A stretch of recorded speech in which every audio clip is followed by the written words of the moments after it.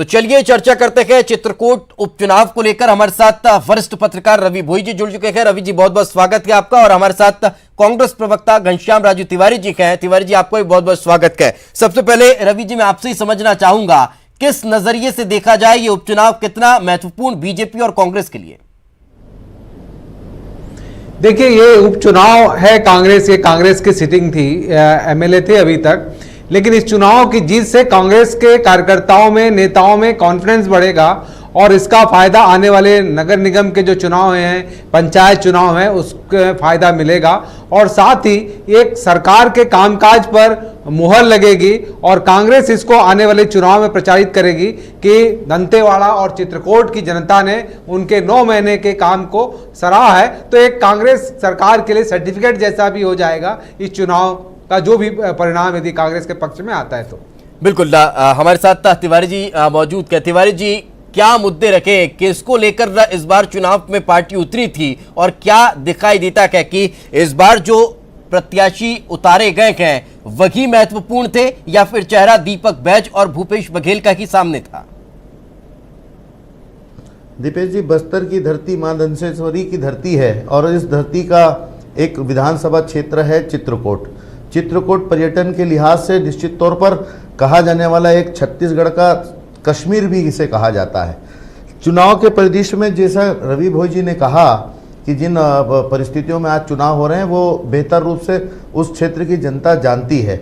आज मात्र 9 माह की भूपेश बघेल जी की सरकार ने जिस प्रकार से आदिवासी उत्थान के लिए जो कार्य किए हैं, हमने जो अपने मैनिफेस्टो 2018 के चुनाव में आदिवासी की जनता को जो भरोसा दिलाया था, उनकी ज़मीनें लौटाने का, टाटा के द्वारा अधिकृत की गई ज़मीनें जो आज आदिवासियों को लौटाई गई है, वनोपज के मूल्य को बढ़ाकर 2500 से 4000 रुपये किया गया है, वनवासियों को पट्टा वितरण किया गया है। इस प्रकार की तमाम ऐसी विकास की जुड़ी हुई बातें हैं जिसके आधार पर 9 माह की सरकार के कार्यों के आधार पर चित्रकूट की जनता विकास से अपने क्षेत्र को जोड़ने के लिए मतदान कर रही है।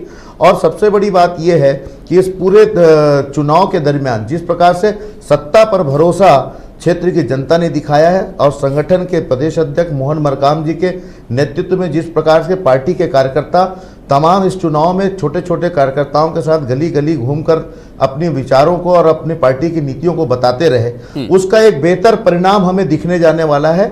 और निश्चित तौर पर राजमन जी बड़े वोटों के अंतर से इस चुनाव को जीतेंगे और इस बात को स्पष्ट होगा कि बस्तर की 12 की 12 सीटें बस्तर की जनता कांग्रेस को देने वाली है। रवि जी, हमसे ज्यादा अच्छी नजर आपकी वहां पर रही होगी इस उपचुनाव पर, चाहे दंतेवाड़ा का जिक्र कर लिया जाए या फिर अब चित्रकूट का को।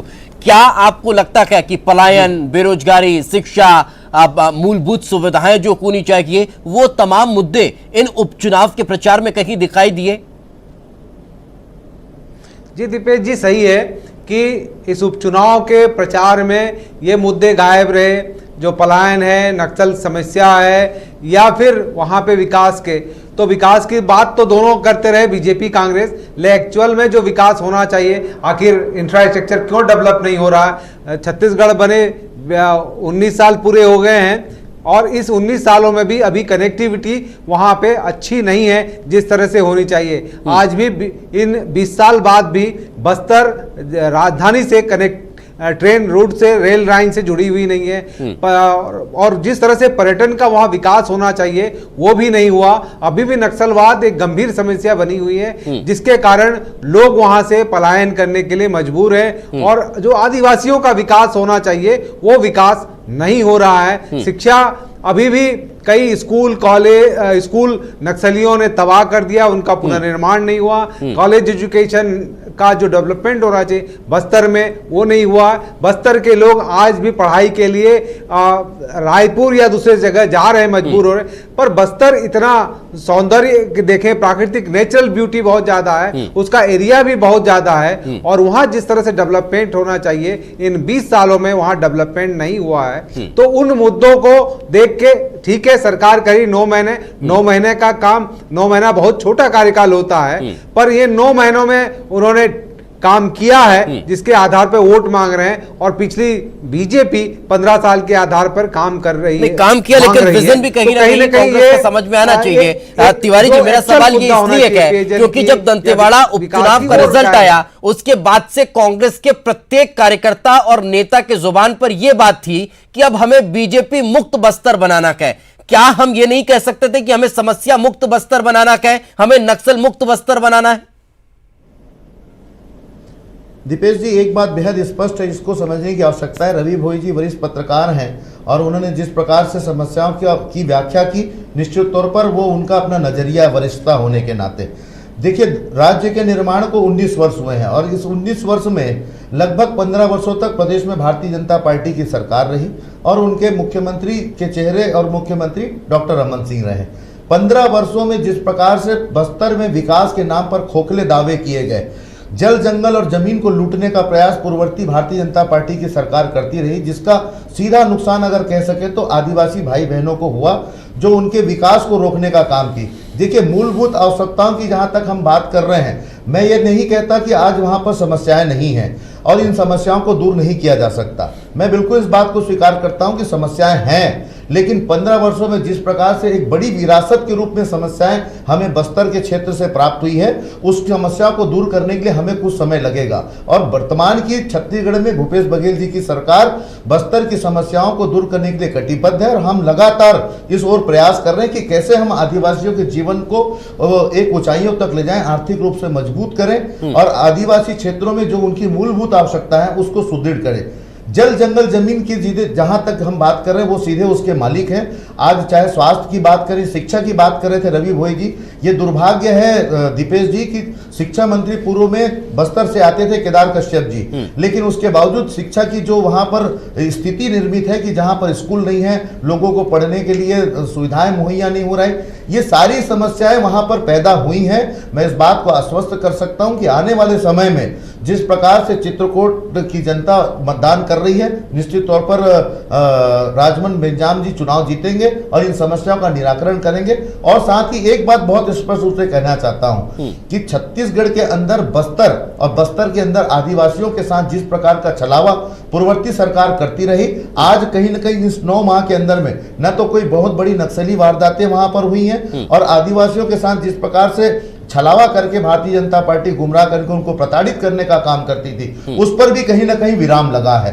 तो ये एक बात स्पष्ट है कि वर्तमान की सरकार आदिवासियों की सरकार बनने के 5 महीने के अंदर ही एक नक्सली घटना हो गई जिसकी वजह से दंतेवाड़ा उपचुनाव वहां पर देखने को मिला। खैर, ये एक अलग मसला है, लेकिन मेरे सवाल का जवाब आपने नहीं दिया तिवारी जी। मेरा सवाल ये था कि जब दंतेवाड़ा का रिजल्ट आया उसके बाद से लगातार कांग्रेस का प्रत्येक कार्यकर्ता ये कह रहा था कि अब हमें बीजेपी मुक्त बस्तर बनाना है। ये क्यों किसी के जुबान पे नहीं आया कि हमें समस्या मुक्त बस्तर बनाना है, हमें नक्सल मुक्त बस्तर बनाना है? दीपेश जी, मुझे नहीं पता कि ये कौन से कार्यकर्ता ने कहा था कि बीजेपी मुक्त बनाना है। मैं इन शब्दों का बिल्कुल समर्थन नहीं करता। कोई भी राजनीतिक दल हो, सत्ता में सेवा के लिए आती है, किसी को मुक्त करने। हम भारतीय जनता पार्टी नहीं है कि कांग्रेस मुक्त भारत बनाने की बात करें। अगर किसी ने कहा हो, आपने इसको कॉपी करके बीजेपी मुक्त बस्तर बनाने की बात कही थी, रवि जी कही थी या नहीं कही थी, जरा इन्हें स्पष्ट भी कर दीजिए। नहीं, मुझे नहीं पता किसने रवि जी से पूछ रहा हूं, रवि जी कंफर्म करेंगे। मैं इसका समर्थन नहीं करता, लेकिन हाँ, जो समस्या मुक्त करने की आप बात कर रहे हैं, इस समस्या को 15 वर्षों ने भारतीय जनता पार्टी में हमें विरासत के तौर पर दी है। निश्चित तौर पर इस समस्या को ये कम से कम आप स्वीकार तो कर रहे हैं। 5 सालों में हम भरपूर प्रयास करेंगे। बिल्कुल। रवि जी, मेरा सवाल आपसे अब ये है कि इस उपचुनाव का अगर जिक्र किया जाए तो इसमें की फैक्टर क्या रहा? चेहरा मुख्यमंत्री का की फैक्टर साबित होगा परिणाम के लिए, दीपक बैज का होगा, या फिर पूर्ववर्ती सरकार की कुछ कमियां जो लगातार गिनाने का प्रयास किया गया वो होगा, या जातीय समीकरण हावी होता दिखाई देगा? देखिए दीपेश जी, चित्रकूट के चुनाव में जो की फैक्टर रहे हैं, ये इसमें मुख्यमंत्री का फेस ही रहा और जो पुराने जो सांसद थे दीपक बैज, उनका काम था। तो बेसिकली यहाँ पर जो कांग्रेस के मुख्यमंत्री रहे हैं, कांग्रेस के काम रहा वही रहा। पिछली सरकार की कोई खास उपलब्धि उस इलाके में नहीं रही, क्योंकि 2 बार लगातार वहाँ कांग्रेस के ही एमएलए रहे। ऐसे में इस चुनाव में कांग्रेस सिर्फ 9 महीने के कार्यकाल और मुख्यमंत्री के चेहरे पर ही काम किया, और आदिवासियों के लिए जो उन्होंने काम किया है, तेंदुपत्ता बोनस देने का काम या किसानों के लिए 2500 रुपये क्विंटल धान, कर्जा माफी, इन सारे मुद्दों को लेकर ही वो चुनाव लड़ी है। और आपने जो कहा बस्तर से बीजेपी को हटाने या बीजेपी मुक्त की बात, ये तो साफ हो जाएगा कि यदि इस चुनाव में चित्रकूट में बीजेपी वहां हार जाती है तो पूरे की 12 के 12 सीटें कांग्रेस के पक्ष में आ जाएगी। और कांग्रेस के नेता कहते रहे बस्तर की 12 सीटें आ जाएगी कांग्रेस के पास, तो बस्तर से भाजपा का सफाया हो जाएगा। ये तो कहते रहे, हमेशा कहते रहे, भले उसको घनश्याम राजू जी नहीं मानते या उनको नहीं, लेकिन भाजपा कांग्रेस का यही रहा। तो 12 सीट मिल जाएगी तो स्वाभाविक तौर से वहां पे बीजेपी का कोई रिप्रेजेंटेशन नहीं रहेगा। बिल्कुल, लेकिन रवि जी एक और चीज मैं आपसे जानना चाहूंगा कि विधानसभा चुनाव के परिणाम के पहले अगर जिक्र किया जाए तो कांग्रेस पर जो कहीं ना कहीं एक आरोप लगा करता था एकजुटता न होने का, क्या उसका शिकार इस बार के उपचुनाव में बीजेपी पर भी हावी होता दिखाई दिया है? जी दीपेश जी, ये बात सही है।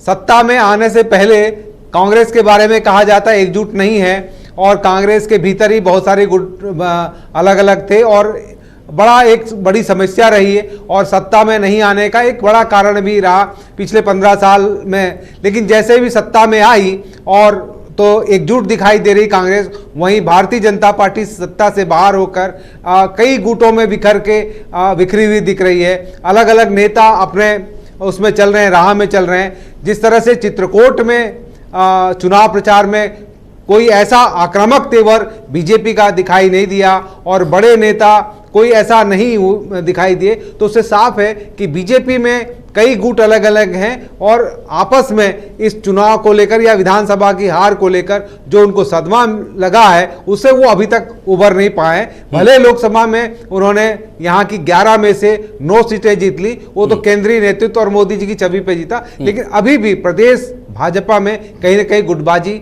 और गंभीर तरह से वो दिखाई दे रही है। तो तिवारी जी, विपक्ष की यही कमजोरी फायदा दे जाएगी या फिर सत्ता पक्ष की मजबूती का लाभ मिल पाएगा? देखिए दीपेश जी, निश्चित तौर पर सत्ता पक्ष की मजबूती का लाभ इसलिए मिल पाएगा क्योंकि हमने जो वायदे जनता से चुनाव के पूर्व किए थे उन वायदों को हमने पूरा किया है।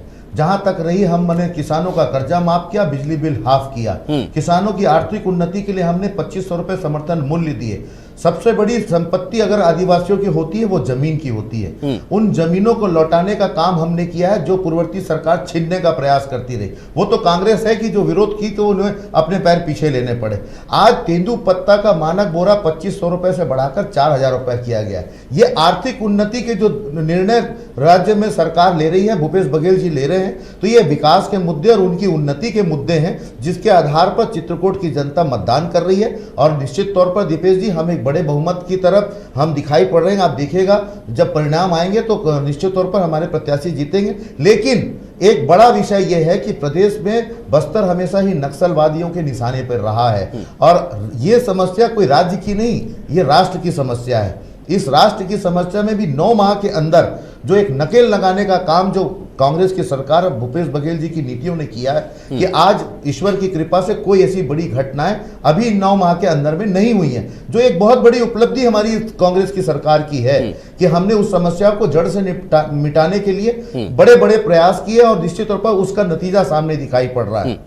रवि जी, जिसे तिवारी जी और पूरी कांग्रेस उपलब्धि मान रही है, बस्तर क्षेत्र में 11 सीटें हासिल कर लेना और 24 तारीख का परिणाम आने के बाद एक और सीट का जो स्पष्टीकरण है वो हो जाएगा, लेकिन ये उपलब्धि कहीं ना कहीं एक बड़ी चुनौती भी कांग्रेस के लिए है। देखिए, ये उपलब्धि तो है और इसके कारण जिम्मेदारी भी कांग्रेस की बढ़ जाएगी। खासतौर से ट्राइबल तो हमेशा कांग्रेस के साथ बिल्कुल बिल्कुल बिल्कुल रवि जी, मैं आपका जवाब पूरा लूंगा, लेकिन उससे पहले इस वक्त बड़ी खबर दिल्ली से निकलकर सामने आ रही है, वो हम हमारे दर्शकों को बता देते हैं। गृह मंत्री अमित शाह से सीएम कमलनाथ ने मुलाकात की है। राज्य में बाढ़ से हुए नुकसान पर चर्चा इनके बीच हुई है। तो आपको बता दें कि मध्य प्रदेश में जिस तरह से बाढ़ की वजह से फसलों को भारी नुकसान हुआ, उसके बाद कुछ दिन पहले मुख्यमंत्री कमलनाथ ने प्रधानमंत्री नरेंद्र मोदी से भी मुलाकात की थी, रिपोर्ट सौंपी थी और अब उन्होंने गृह मंत्री से मुलाकात की है। गृह मंत्री से मुलाकात कर बाढ़ पर चर्चा की है। राज्य में बाढ़ से हुए नुकसान पर चर्चा यहां पर इन दोनों के बीच हुई है।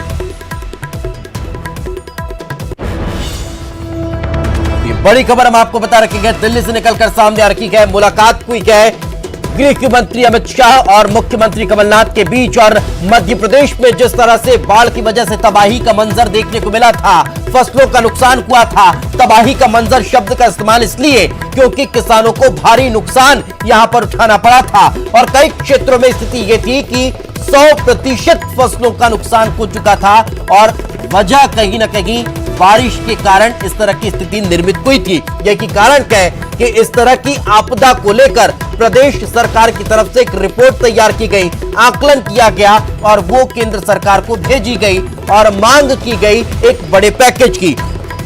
और उसी को लेकर मुख्यमंत्री कमलनाथ की मुलाकात प्रधानमंत्री नरेंद्र मोदी से भी हुई थी, काफी लंबी चर्चा हुई थी। उसके बाद अब केंद्रीय गृह मंत्री अमित शाह से सीएम ने मुलाकात की और मुलाकात करने के बाद राज्य में बाढ़ से हुए नुकसान पर चर्चा की गई है। तो इस मुलाकात को काफी अहम माना जा रहा है, काफी महत्वपूर्ण माना जा रहा है क्योंकि बाढ़ के बाद जिस तरह से हालात मध्य प्रदेश में निर्मित हुए हैं, किसानों को मुआवजा दिया जाना है, अब उसको लेकर यह बातचीत हुई है। तो हमारे साथ दोनों अतिथि